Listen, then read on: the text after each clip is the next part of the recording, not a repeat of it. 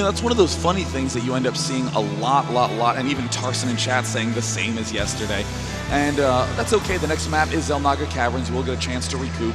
But on that map, there's a lot of vulnerable spots that people tend to over-defend, to over-account for, like the back of your base on Blistering Sands, like the cliff on Lost Temple. They obsess about not losing to something dumb and goofy and cheesy that they forget that the front door also needs to be defended, and the Zerglings literally had no resistance. The bunker was even empty. Do you know what I love about how DIMAGA does that with the Lings? I love how he moves in and then cuts them off from like going backwards. And that's the thing with with Marauders, is the best way to use Marauders is when you can kite, you hit back, and these Lings just stop and just cut down and stop them moving back, and then the Roaches just they're sitting there hitting them. It's brilliant play.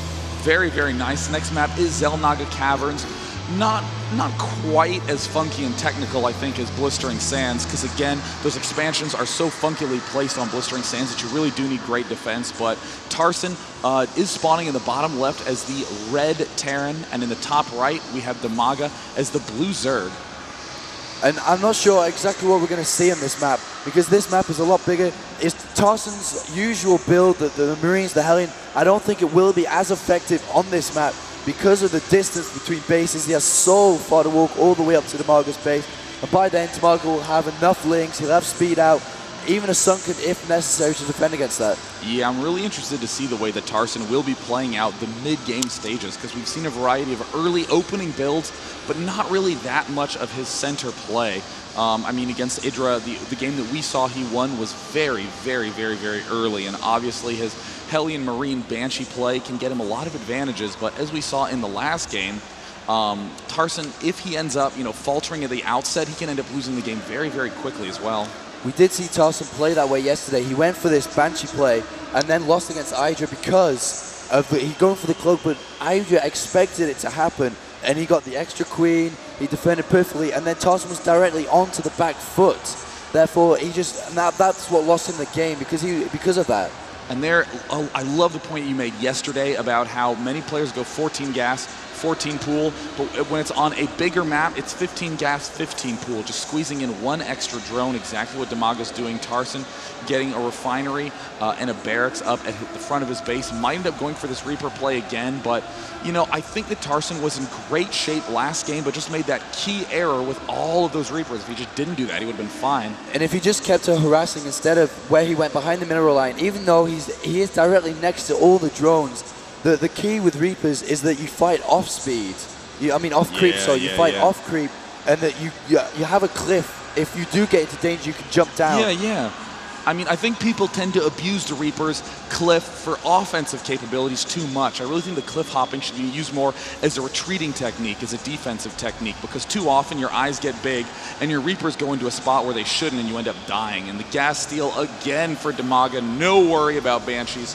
No worry about any early mech play at all. And we do have one Reaper being produced now by Tarson, but he is not getting the nitro packs. Now it is. I'm not sure why that got delayed a little bit. I'm not sure what the timing was for the refinery, as we were talking about DIMAGA. And the bunker's been placed down for Tarson, and this is just going to delay DIMAGA's expansion. He wants to put it down. He has the 300 minerals necessary, and that's just going to delay him. And again, Tarson target firing the extractor with this Reaper. Now, this isn't as much of a big deal as it is on Blistering Sands, because your ramp is pretty close to the extractor, so he is going to be able to retreat a little bit more easily. The extractor is getting very close to going down, and with this one SCV here, I'm pretty sure he's telling us he wants to take it. He hasn't been attacking with the SCV last time. Well, it looks like he is confusing everyone here, and oh, look at the extremely fast command center for Tarson. I really love this play. I love this play as well, because, DIMAGA is going to expect a lot of Reapers. Even if Tarson shows him 3 Reapers, DIMAGA doesn't know how many barracks he has to produce. So DIMAGA's going to have to build a lot of links. If we do look now, he's already building another 6 links with the 4. That is 10 links. Yeah. And so he's building all this defense to deal with these Reapers. And Tarson's just going to expand, and he's going to have a great economical advantage going into the mid-game.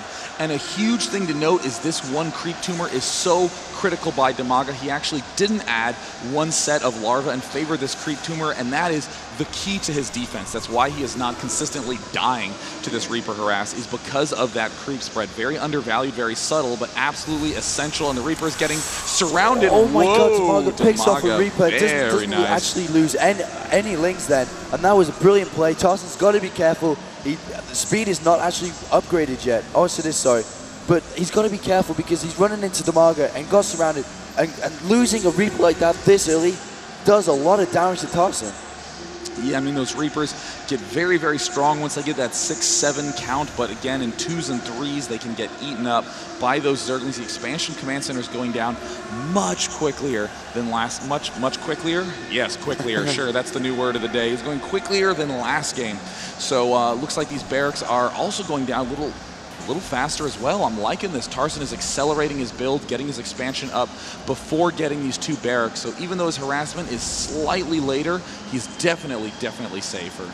The problem with this, even though I actually quite like Tarson's build, but what it is that he's not harassing early, and he's giving DIMAGA the chance to build a ton of drones. Yeah, and then also he's giving DIMAGA the time to get up tech buildings, such as the Hydra Den he's going for this game, which is a bit different, actually. This is the first time we've actually seen a Zerg player intentionally just go for Hydralisks. Idra was forced to get Hydralisks on the game against Tarson on Metalopolis, but we never even really got to see any as he left shortly after the Banshee arrived. But this game, it looks like just gearing up to, whoa, and the cancel. Oh no, was there some sort of scan on that? No, it looks like just a straight-up building of the Hydros Den and then canceling. It looks like a little bit of a blunder there by DIMAGA. Perhaps his hand slipped.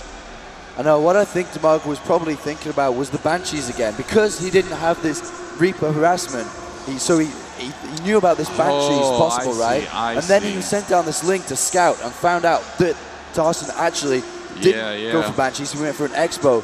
So then DIMAGA's now like, okay, well, I don't really need a Hydra Den, so I'm just going to go straight for my Spire as my original plan. Very, very clever. Looks like 3rd Geyser is down for DIMAGA. Hasn't taken a 4th yet, and this is a huge, important decision not to take this 4th because, again, this is the most vulnerable part of his base because it can be hit from these 3 different sides. So not yet willing to take it until he gets a few more Zerglings. Still lots of Reapers being pumped out for Tarson. God, so many Reapers. How many does he have? 12, a full StarCraft 1 control group worth of Reapers. And if we look back down in Tarson's main, he is making a lot of units, and a Ghost Academy is out as well. Gonna try to use that snipe, and here come the Reapers. Oh, the Reapers are going in. Are they gonna build? Oh, look at that surround by DIMAGA. That hurts so bad for Tarson. Tarson's lost so many Reapers. He had 12, you said, and now only 4. Wow, and look at this. He's just denying any form of harassment. DIMAGA's playing excellently. Took down them Reapers, no problem. Another one goes down. 1 escapes out of the 12 without doing any damage to DIMAGA. I don't know what Tarson was doing going into that far into creep. We've said so many times that the Reapers are strong because they can abuse the slower units off creep, and Tarson just charging right in the front. Perhaps he didn't think DIMAGA had as many Zerglings hidden back here, but obviously that's not the correct decision. And the one thing that's really going to need to save Tarson here is those Ghosts and Snipe on the Mutalisks. And here come the Mutalisks onto the natural. I don't like this turret placement. It gives DIMAGA free access to the side of here. The Marine goes down as well. Ghosts are coming with the Snipe. He's got to be careful. Whoa, they do a lot of damage. Nice. But it looks like he is low on energy, won't be able to do too many more snipes coming up here. Needs to have those essential Marines as well, but Tarson adding on tons of Ghosts and Marines. Very cool play. I want it to work because it's just so fancy, but Mutalisk still doing tons of damage. 1 manages to fall down. And we look into DIMAGA's base right now. All he is doing is producing, so he's got his number hatchery. He's got his Evo chambers down, double Evo chambers, which is a lot faster than usual for DIMAGA. He has been delaying them a lot in this game. And here he comes in again with these Mutalisks. He's going to run straight into a turret, has to back out. And I love this harassment style by both DIMAGA and Hydra. This harassment style just really puts Terran on the back foot. Yeah, Tarson building so many Ghosts, and not only is this going to be useful for when these Mutalisks are trying to harass, but also later on when there are Banelings, he can snipe off each Baneling individually. It ends up helping to keep all your Marine numbers alive. And whoa, no defense in the back of the main. DIMAGA saying, if you do not have enough turrets, I will hit anything that is undefended, doing some good shots there on that North Refinery, but the Ghosts are getting there just in time to repel.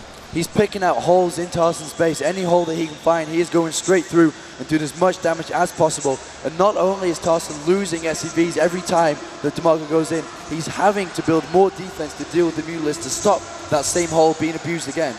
And it looks like DIMAGA getting a range upgrade and carapace upgrade, not the melee upgrades, and also getting roaches. So it appears that after he saw this big ghost count, he realized that the Baneling Zergling might not quite be as effective, that his Mutalisk might not quite be as effective. So he's backing it up with roaches as the big center muscle part of his army.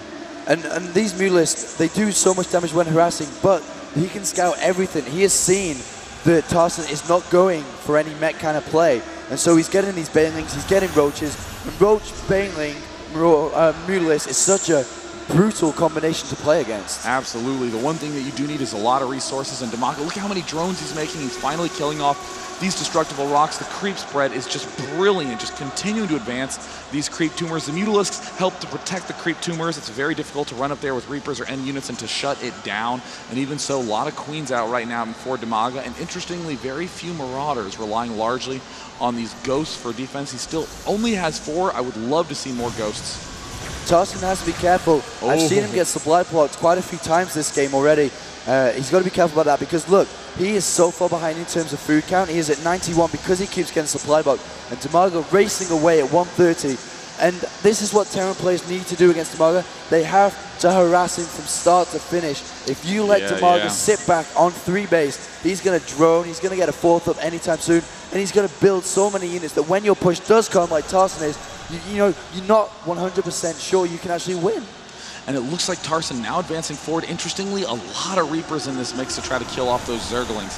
This is a very interesting mass infantry mix that is almost all Marines, Reapers, and Ghosts, and only 2 Marauders in there, but these medevacs will be able to heal absolutely everything in there. And there's the big scan. How many Banelings are there? Oh, more than I can even fit on one screen. And cloaking to snipe all the Banelings off, but will it be enough? The Banelings are rolling in. Oh, it was not nearly enough at all. And these 2 Mutalisks are actually going to take down the medevacs as well, and just cleaned up so easily. As I said, because you got supply bar throughout the game, your army is not as big as it should have been, and as you can see, DIMAGA wins that easily, and he's going straight down to the natural of Tarson. No reason to try to retreat, advancing straight in there. There are, huge hits going off on those Banelings, killing off everything. DIMAGA clearly going to have a good chance to win this game, but Tarson, no, with the great Marauder control, is going to be able to repel everything, trying to rush up.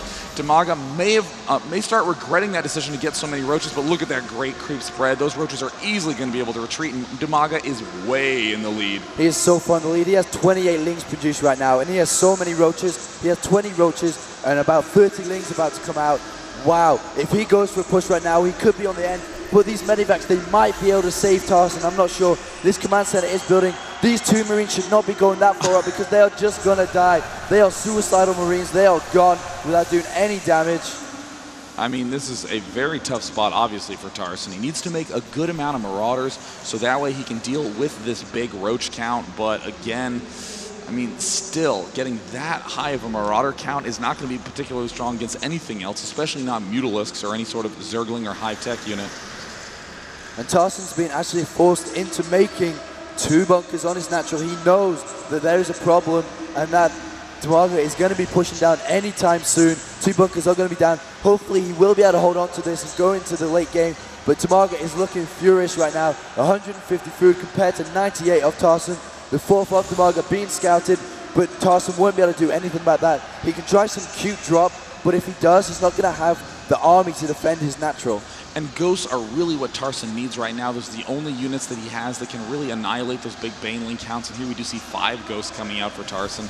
But the problem is that DIMAGA just has so many Banelings. Look at how many Banelings are in each of those mixes right now. And adding on even more, it's going to be super tough to deal with. And DIMAGA just continuing to rally and just advance forward with this creep. Look at the creep spread, still encroaching farther and farther forward. Yeah, it's going to be touching Tarson's base pretty soon.